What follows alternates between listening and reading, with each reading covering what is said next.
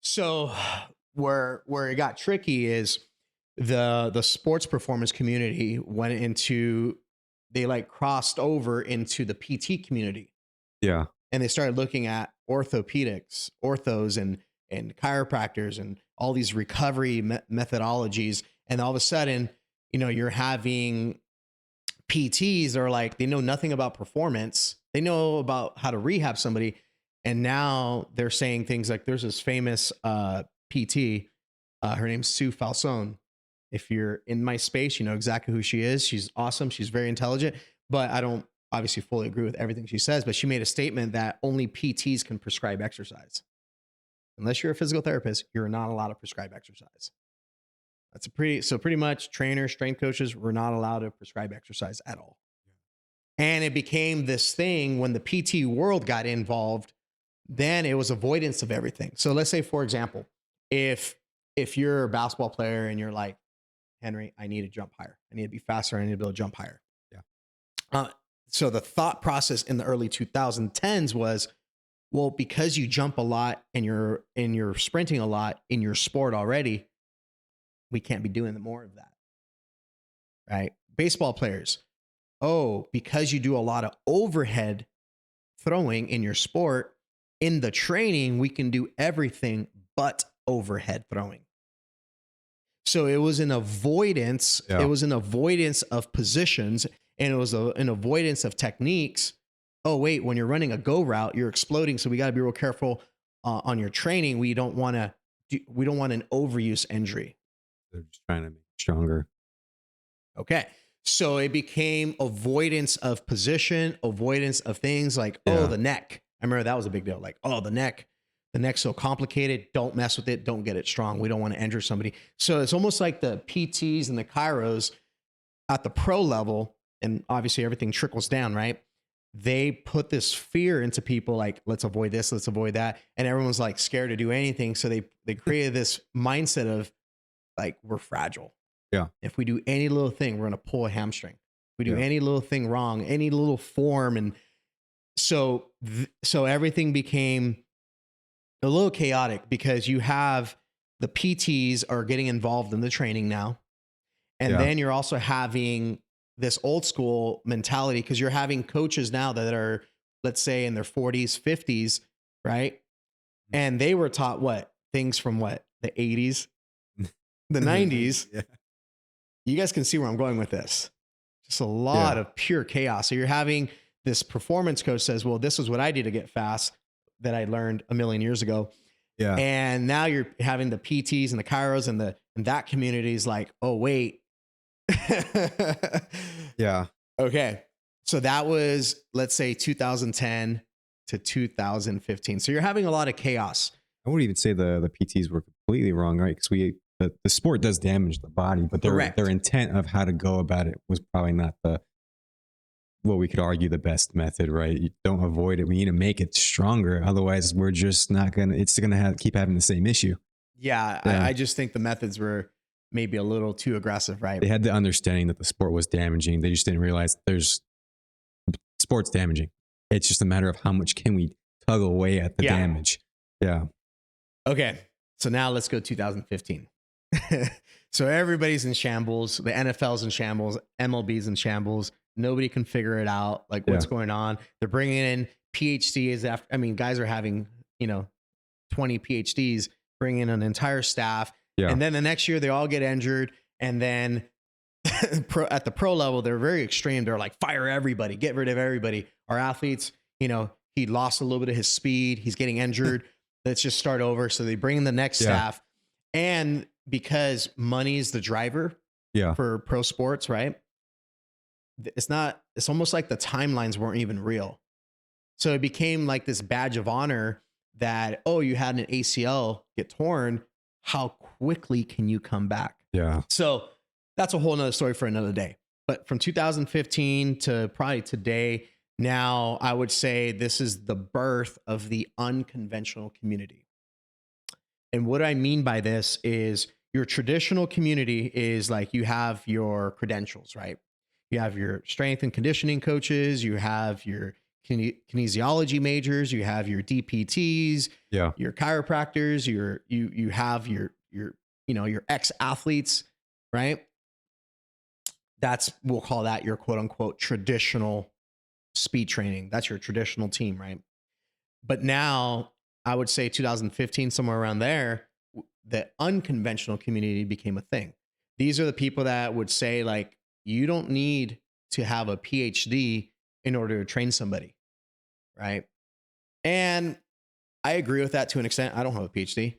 And so but they started saying things like, they started like bashing the quote unquote traditional community, because what they did is they would take all the statistics, like injuries have gone up 400%. This is happening. ACL injuries, hip flexor strains, like, and they would take all these statistics and they would be like, well, this is how you got to do things. Yeah.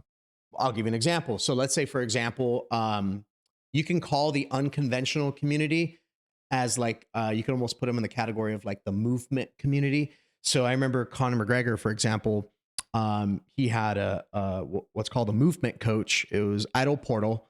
If you look up movement coach 2010 and beyond, that did not exist. You're like, what? You had a what coach?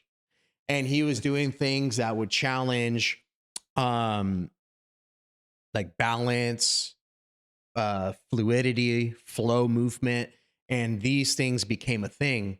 So then you have all these movement coaches and you have all these movement programs. And to be honest, I'm kind of a fan of it. The problem that it created was the conventional community is like, look, I went to school for 37 years, to get these 17 PhDs.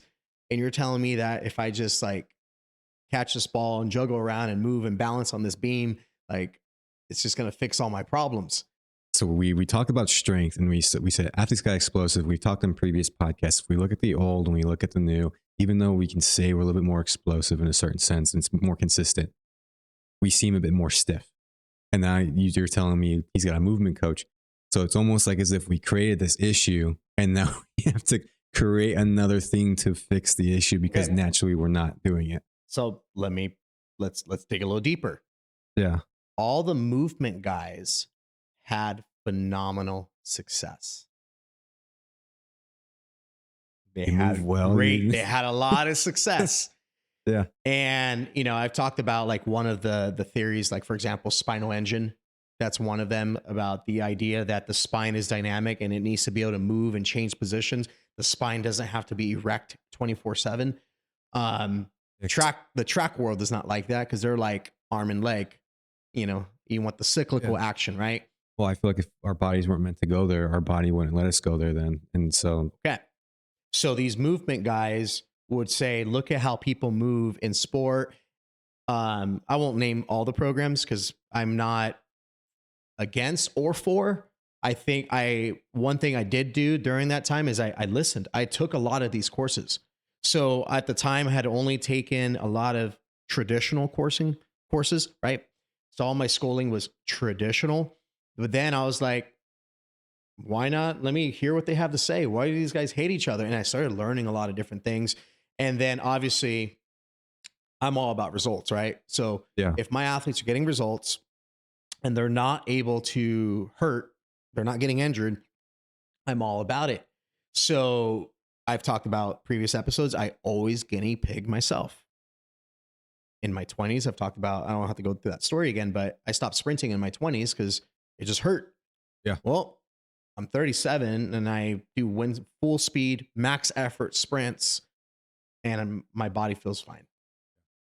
I think I wish I would have timed myself in my 20s and timed myself now, but I feel better. I'm faster. I'm more explosive, more dynamic. It's crazy. Okay.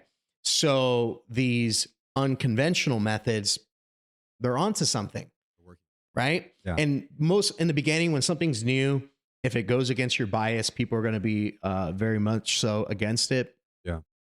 But when you start getting good results, and now what happened is the traditional side, right? Athletes stopped trusting them. And that's still a thing today.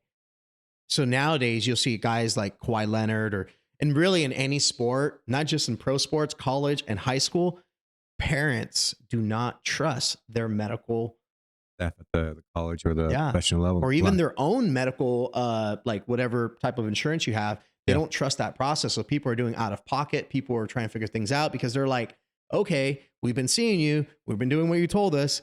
Our son has, his left knee and his hamstring is still tight and he still can't run fast. So people, I feel like common sense has started to kick in for the non-trainer community. So the actual clients, the athletes, the parents, and a lot of trust has been lost because they're not getting the results that they want. And the results that they are getting are devastating because athletes are getting injured. So what would you say you hope goes forward? Because we've showcased in the past that when something we change over, we have this, for some reason, issue of not still keeping the goods of the last and progressing and learning something new.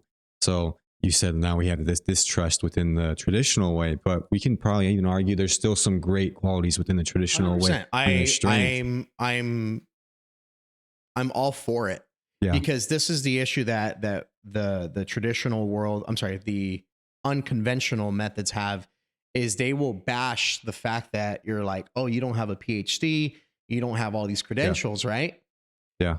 But these unconventional methods, they don't understand why what they're doing works. They know it works, which is great. If something works, we can figure out why it works later. And I'm all for it. So if you had me to choose one, I'm going to choose results over understanding. So if I told you, hey, if you do 17 jumping jacks every single day, you're going to be really fast and you have to wear blue shoes while you're doing it, and all of a sudden you're running really, really fast, you probably don't give a shit why it works. You're just like, dude, I'm running fast, I'm jumping high. Yeah. Right. Not getting injured. And let's keep that's kind of like the lens that the unconventional community views things from. They're like, look, do it this way, move this way. You'll be fast. You'll look good, doing it. You won't get injured. But because they don't fully understand like the anatomy, the physiology, how it's actually changing the body structurally, they can plateau. So if you get, I'm going to talk good and bad about both. I'm just pros and cons. I don't know. I don't like the word good and bad. Most of their results that they got, these guys, they got it because they started using these methods on advanced athletes. So if I'm using this new method, I have this athlete who's bitter towards the training staff. Let's say, for example, I get a Kawhi Leonard and he's bitter. He goes, man, you guys have been working, helping me. Thank you for helping me, but it's not helping. And all of a sudden, the minds start to get opened up. And to be honest, even for me, I experienced that. All the pro athletes I've ever worked with, I never started with. They came to me because they were bitter with the philosophy and the training practices they had been doing.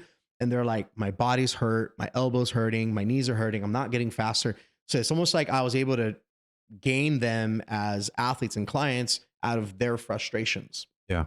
But the downside of the unconventional community is you're getting a phenomenal baseline. So even for me, it's not fair, right? Yeah. I've talked about how I guinea pig myself and I guinea pig my 50 plus clients. I don't use a method that I can't use on everybody, right? Conceptually. Then now what's happening with the traditional community, they're like, something starts to work. Okay, let's go study it. Let's go figure out. And now they're slowly coming around. And it seems like, it kind of feels like you have one extreme over here, you have another extreme over there, and then you have the people in the middle that are like, we kind of need both. Yeah. And I feel I would put myself somewhere in the middle because I do unconventional things, but I also do conventional things. So like unconventional, they'll be like, just focus on movement. Fix the system, not the symptoms. They'll say things like that, right? Well, you can't ignore that there's a problem there. So we got to do both. How about I just give the person a better hip while simultaneously teach them how to move better and being faster? Yeah. So that's kind of, man, I can keep talking about this, but in a nutshell, we went from, we know nothing about it to, we started copying other blueprints like track and field, to some guy comes in and says, hey, we need to just get stronger. That's still a thing to this day. So if, you go to any strength coach or a trainer and you go, hey, I got to get strong, I got to get faster. The first thing you're going to be like, we just got to get stronger. We got to make your squat go up. If your legs will get bigger and more powerful, you'll be able to run faster. Yeah. The difference though is that what people don't understand is that when you're getting really good at the weight room, strength is a vector, right? It's direction specific. The angles utilized in sport are not the same angles utilized in strength training. So we have to, yes, get stronger. So what I've done, I'll give you an example of my philosophy. I do multi-directional speed. I do believe in getting strong, but this time I'm biasing angles that are transverse driven. We've talked about the transverse plane, being able to go forward and back, left and right, how it's a little bit of a hybrid. So now it's like, how do I get them to move through a transverse plane? Oh, wait, their spine has to be able to move, right? Oh, they have to be fast in real time, right? That would be vision. That'd be ears. That's where reaction time comes from. So now my coaching is I coach from top to bottom and I coach from the inside out. So do I believe that getting stronger gets you faster? Absolutely. Not to the extreme that other people view it. Then back in the day, yeah. Do I believe you should only be conventional? Absolutely not. You gotta have a bit of both. Yeah, you got to have fluidity. You got to have a flow state, right? You gotta be strong, but you also gotta be movable. Yeah. So one thing that I like to do as a coach, as a trainer, is I love being in the middle. I'll let these guys fight. I don't like to fight with either one because what catches them off guard. I remember I was having this dialogue, and we'll kind of close it up on this. I was talking to somebody about speed. This is a few months back. And I was explaining how the spine works and why I like the spine to be dynamic. And they were like all against it, right? And then I started breaking down, he started explaining his method of speed training. Yeah. And then I broke it down. I knew more about his own method. And he goes, "Oh, I didn't know you knew about this." So he was going, so I asked him, I said, "Well, where did you learn that? What made you come to those conclusions?" He goes, "Oh, it's just what I was taught."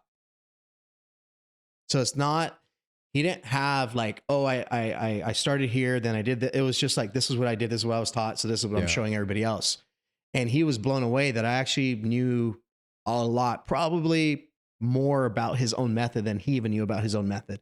And he goes, "You used to train?" I was like, "Yeah, I used to train people like that." He goes, "Oh, wow." I said, "This is why I've shifted my perspective. I still like this. I think this is good. Being strong is awesome." So I wasn't completely against him. Yeah. I had to kind of like break it down.